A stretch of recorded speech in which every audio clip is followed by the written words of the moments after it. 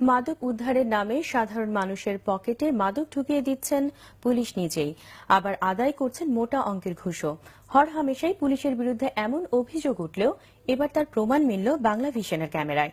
রাজধানীর মিরপুরে এক মিষ্টি ব্যবসায়ীর কাছ থেকে ঠিক এমনভাবেই ইয়াবা রেখে টাকা আদায় করে মিরপুর মডেল থানার এক পুলিশ কর্মকর্তা। সাথে ছিলেন ভুয়া এক সাংবাদিকও। রিপোর্ট করছেন সুজন মাহমুদ, আর ছবি তুলেছেন জামাল উদ্দিন ও আড়াই বাবুল। টাকা আমি ম্যানেজ করছি, বুঝছেন? এই 5,000 টাকার উপরে ভাই আর একটা কথা যেহেতু সেটা হলো কি ভাই, আমাকে আপনারা কোনো বিভাগে দিতে ফেলবেন না নেক্সট টাইম। আমি আপনাদের কাছে একটা অনুরোধ করি। দৃশ্যটি দেখে যে কারোরই মনে হতে পারে সাধারণ কোনো লেনদেনের দৃশ্য এটি, কিন্তু না, আসলে এটি পুলিশের ঘুষ নেয়ার একটি দৃশ্য, যা গোপনে ধারণ করা হয় বাংলা ভিশনের ক্যামেরায়। গেল 10 এপ্রিল সন্ধ্যায় মিরপুর পাইকপাড়ার মিষ্টি ব্যবসায়ী আজমলের বাসায় ইয়াবা আছে বলে অভিযানে আসে মিরপুর মডেল থানার এসআই মোয়াজ্জেম ও সাথে ছিল এক কথিত সাংবাদিক শামীম মোল্লা। অভিযানের পর জুতার বক্স থেকে বের করা হয় ইয়াবা। গ্রেফতার ও মামলা থেকে বাঁচতে 10,000 টাকায় রফা হয়।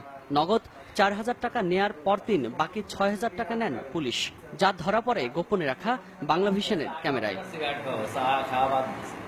জিম্মি করে ঘুষ নেয়ার পর আবার সান্ত্বনা দিতেও ভুলে যাননি তারা, যেন কাটা খায় নুনের ছিটা।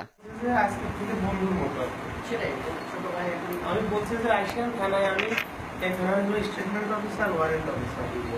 আমি আপনাদের আমার ঢাকা শহরে যেখানে তুমি হলে বলবেন যে মজ্জেম ভাই আমি এই সমস্যার মধ্যে পড়ছি, আপনি ওখানে আসেন।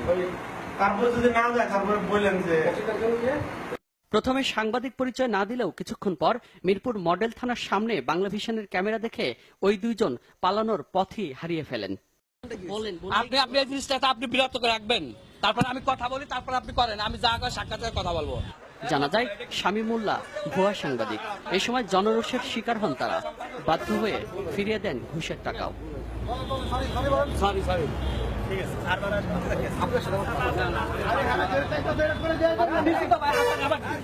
থানায় ঊর্ধ্বতন কর্মকর্তার কাছে এ বিষয়ে জানতে গেলে খবর প্রচার না করতে প্রতিবেদককে একাধিকবার ম্যানেজ করারও চেষ্টা করেন সেই এসআই মোয়াজ্জেম।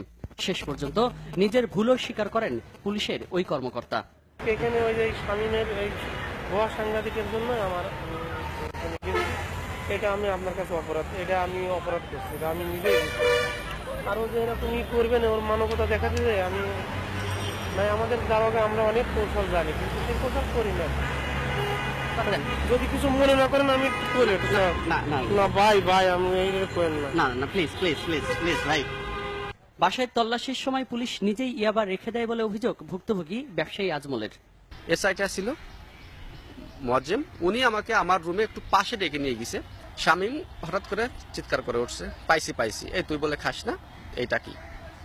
4 পিস ইয়াবা একটা কাগজে সুন্দর করে মোড়ানো, একদম ইনটেক করা, 50,000 টাকা দিয়ে এটাকে মিট করে ফেলো। পরবর্তীতে আমরা বললাম যে ঠিক আছে বস, আমরা এতগুলো টাকা দিতে পারবো না, আমরা 10,000 টাকা দিচ্ছি। এ বিষয়ে পুলিশের কোনো কর্মকর্তাই কথা বলতে রাজি হননি। এমনকি 1 সপ্তাহের বেশি সময় পার হলেও নেওয়া হয়নি অভিযুক্তের বিরুদ্ধে কোনো ব্যবস্থাও। সেখানে আমি যাওয়ার আগে আমি এই বিষয়ে আমার একটু মাত্র এইভাবে বলব, কারণ আমি দিন করে চলে যাবো, তো এখন যাওয়ার আগে এই বিষয়টা হাইলাইট করতে চাই। পুলিশ জনগণের বন্ধু এ স্লোগান থাকলেও এমন ঘটনায় সাধারণ মানুষ পুলিশকে কতটা বন্ধু ভাববে সে প্রশ্ন থেকেই যায়। সুজন মাহমুদ, বাংলা ভিশন, ঢাকা।